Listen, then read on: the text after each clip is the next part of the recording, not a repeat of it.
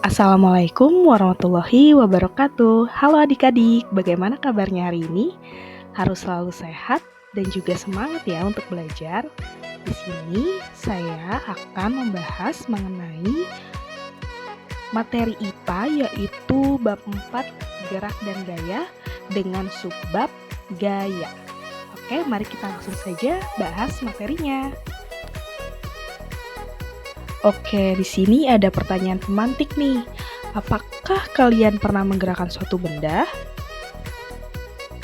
Kemudian, benda apa yang kalian gerakkan? Lalu, bagaimana cara kalian menggerakkan benda tersebut? Nah, untuk pembahasan kali ini, kita akan mengetahui nih capaian materi apa saja. Yang pertama yaitu pengertian gaya, kedua resultan gaya, dan jenis-jenis gaya. Kemudian tujuan pembelajaran yang ingin dicapai yaitu yang pertama, peserta didik mampu menjelaskan gaya pada benda dalam kehidupan sehari-hari dengan tepat. Selanjutnya, peserta didik mampu membedakan jenis-jenis gaya dengan tepat. Peserta didik mampu melakukan perhitungan mengenai resultan gaya dengan tepat. Lalu, peserta didik juga mampu menganalisis pengaruh gaya terhadap gerak benda dengan tepat. Oke, berdasarkan pertanyaan pemantik sebelumnya nih, yaitu apakah kalian pernah menggerakkan suatu benda? Jika dipikir-pikir pasti pernah ya. Selama kita berkegiatan sehari-hari, kita pasti pernah yang namanya menggerakkan suatu benda.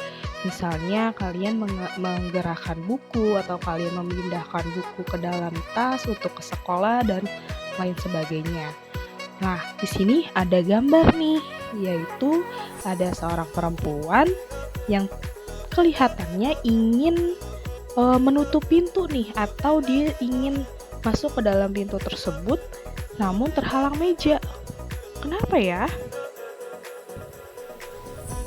Nah, akhirnya karena perempuan tersebut ingin masuk atau memasuki pintu tersebut, akhirnya seorang perempuan tersebut harus mendorong meja yang menghalangi pintu tersebut. Nah, ini berarti kan kegiatan yang namanya menggerakkan suatu benda kan? Oke, sekarang kita lihat lagi nih. Nah, berdasarkan tadi peristiwa perempuan yang ingin masuk ke pintu lalu mendorong meja tersebut, di sini juga ada ilustrasi yang namanya mendorong benda dan menarik benda, di mana yang atas adalah mendorong benda atau balok dengan cara didorong, kemudian yang bawah ini ada peristiwa menarik benda, yaitu dengan cara menarik dengan tali. Berarti kita dalam menggerakkan sesuatu itu adalah bisa mendorong atau juga menarik. Nah, dari peristiwa tadi, dari pertanyaan pemantik dan peristiwa-peristiwa mendorong dan menarik, apa sih hubungannya dengan gaya yang akan kita bahas pada materi kali ini? Nah, dorongan atau tarikan yang tadi kita bahas atau kita lihat dari ilustrasi yang tadi saya berikan, kita bisa mengetahui nih ternyata terdapat konsep gaya di dalamnya, di mana gaya tersebut adalah tarikan atau dorongan yang dapat menyebabkan benda bergerak. Nah, gaya ini memiliki besaran dan arah. Jadi, ketika kalian menggerakkan sesuatu, kalian mengeluarkan gaya, di mana gaya tersebut memiliki besaran dan arah. Nah, pada satuan internasional ini, gaya disebut dengan atau satuannya itu adalah Newton. Nah, kemudian di sini ada pengaruh gaya. Jadi, saat kita menggerakkan sesuatu benda, akan ada pengaruhnya dari gaya yang kita berikan. Yang pertama adalah perubahan arah. Nah, perubahan arah ini tergantung kalian menggerakkannya, apakah kalian menggerakkannya ke kanan atau ke kiri. Selanjutnya, perubahan kecepatan. Nah, ini disesuaikan dengan gerakan kalian. Jika kalian misalnya mendorong meja sambil berlari, artinya yang tadinya saat mulai mendorong meja, mula-mula meja itu diam, dan pada saat kalian mendorongnya dengan berlari atau berjalan cepat, maka perubahan kecepatan pada meja tersebut akan menjadi cepat. Selanjutnya, perubahan bentuk. Nah, misalnya kalian melakukan misalnya pada slime contohnya, kalian misalnya meremas-remas atau misalnya membentuk slime menjadi beberapa bentuk, nah itu akan merubah bentuk dari gaya yang kalian berikan pada slime tersebut. Oke, nah di sini ada ilustrasi lagi nih. Ternyata kita bisa lihat ada sebuah meja didorong oleh dua perempuan, tetapi dengan arah yang berbeda. Apa yang akan terjadi pada meja tersebut? Misalnya kita asumsikan gaya yang diberikan oleh kedua perempuan ini sama. Apa yang akan terjadi? Ya, bisa saja mejanya diam ya, karena kedua perempuan ini memberikan gaya yang sama besar, sehingga namun arahnya tuh berbeda, sehingga meja itu tetap diam. Nah, jika meja diam, artinya nilai gaya yang bekerja pada meja itu sebesar 0. Nah, jadi pada peristiwa ini bisa kita ketahui bahwa besar gabungan gaya yang bekerja pada suatu benda itu disebut resultan gaya. Jadi arah resultan gaya untuk kasus pada meja yang didorong tadi adalah sigma F sama dengan F1 ditambah minus F2.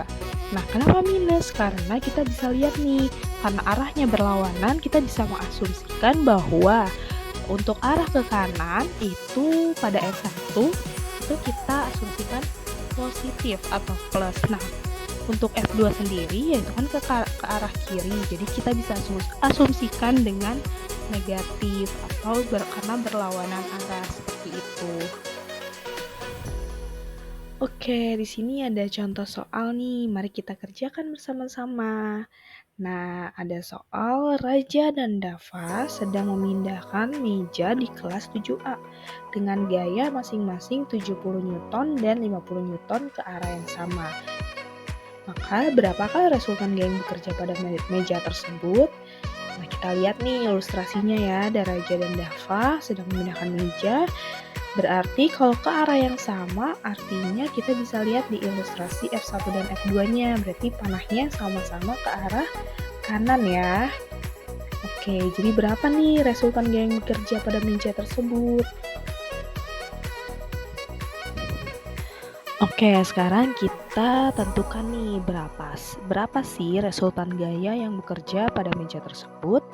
Nah, tadi kan Raja dan Dava mendorongnya ke arah yang sama, artinya F1 dan F2-nya bertanda positif. Maka resultan gaya yang bekerja yaitu sigma F sama dengan F1 ditambah F2, yaitu sama dengan 70 Newton ditambah 50 Newton, sehingga diperoleh resultan gaya atau sigma F sama dengan 120 Newton. Nah, ada soal lagi nih, yaitu Hakim sedang mendorong meja guru di kelas 7A ke arah kanan dengan gaya 60 Newton. Sedangkan Kafka mendorong ke arah kiri dengan gaya 40 Newton. Berapakah resultan gaya yang bekerja pada meja tersebut?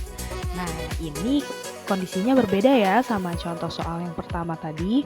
Di sini kita lihat bahwa Hakim dan Kafka itu mendorong dengan arah yang berlawanan, tetapi gayanya berbeda. Nah, kita bisa lihat di ilustrasi gambarnya. Di sini F1-nya sampai dengan 60 Newton ke arah kanan, berarti panahnya ke arah kanan, dan F2-nya berlawanan arah ke arah kiri. Lalu berapa nih resultan gaya yang bekerja pada meja? Nah, mari kita lihat nih rumusnya. Berarti kalau tadi berlawanan arah, artinya ada yang ke kanan, ada yang ke kiri. Maka tandanya juga akan berbeda, ada yang positif dan negatif. Lalu kita lihat resultan gayanya berarti sigma F sama dengan F1. Nah, F1 ini bernilai positif ya. Lalu ditambah dengan F2. Nah, karena F2 bernilai negatif, maka kita tulis min F2. Jadi, kita bisa tulis kembali sigma F sama dengan 60 Newton ditambah minus 40 Newton. Kira-kira berapa nih hasilnya? Ya betul, hasilnya sigma F sama dengan 20 Newton ke arah kanan karena nilainya positif. Oke, selanjutnya coba kalian ingat-ingat nih, Mengapa sih pada saat menggeser meja terdengar suara seperti suara "ciet" seperti itu? Mengapa? Apa yang terjadi? Ya, betul sekali, karena adanya gaya gesek. Nah, mari kita simak nih, apa sih gaya gesek itu? Oke, jadi gaya gesek itu adalah gaya yang ditimbulkan oleh dua benda yang saling bergesekan dan arahnya berlawanan dengan arah gerak benda. Nah, dua benda yang terjadi yang pada ilustrasi sebelumnya itu berarti antara meja dengan lantai. Sehingga ketika dua benda tersebut saling bergesekan, maka timbullah gaya gesek dan menimbulkan juga suara seperti "cit" seperti itu. Nah, gaya gesek ini ada dua. Yang pertama statis, yang kedua adalah kinetis. Nah, yang statis ini adalah gaya gesek yang terjadi pada saat benda belum bergerak sama sekali. Sedangkan kinetis adalah gaya gesek yang terjadi setelah benda mulai bergerak. Paham ya? Nah, setelah kita tahu tentang gaya gesek tadi, ternyata gaya juga bermacam-macam nih. Ada banyak gaya. Yang pertama, kita bisa lihat di sini ada gaya otot. Nah, gaya otot itu apa sih? Gaya otot itu adalah gaya ditimbulkan dari tenaga kita. Misalnya di sini ada gambar anak-anak sedang bermain tarik tambang. Nah, gaya yang mereka gunakan itu menggunakan gaya otot dari tenaga dari tubuh mereka. Nah, selanjutnya adalah gaya pegas. Gaya pegas itu berarti ditimbulkan dari pegas. Nah, di sini pegasnya kita lihat di gambar yaitu karet ya. Selain karet juga ada lagi seperti per dan lain sebagainya. Lalu ada gaya gesek. Kemudian ada gaya mesin. Nah, gaya mesin berarti gaya yang terjadi atau ditimbulkan dari mesin-mesin yang bergerak. Kemudian gaya gravitasi. Nah, gaya gravitasi ini adalah gaya yang ada di bumi ya, yang ada di sekitar kita. Seperti kita bisa berjalan, buah bisa jatuh, dan lain sebagainya. Kemudian gaya listrik. Nah, gaya listrik ini dapat menghasilkan tenaga listrik seperti lampu-lampu di rumah kalian atau alat-alat elektronik yang bisa menyala. Nah, itu dihasilkan dari gaya listrik. Selanjutnya adalah gaya magnet. Nah, gaya magnet ini adalah gaya yang dihasilkan oleh benda yang memiliki magnet seperti itu.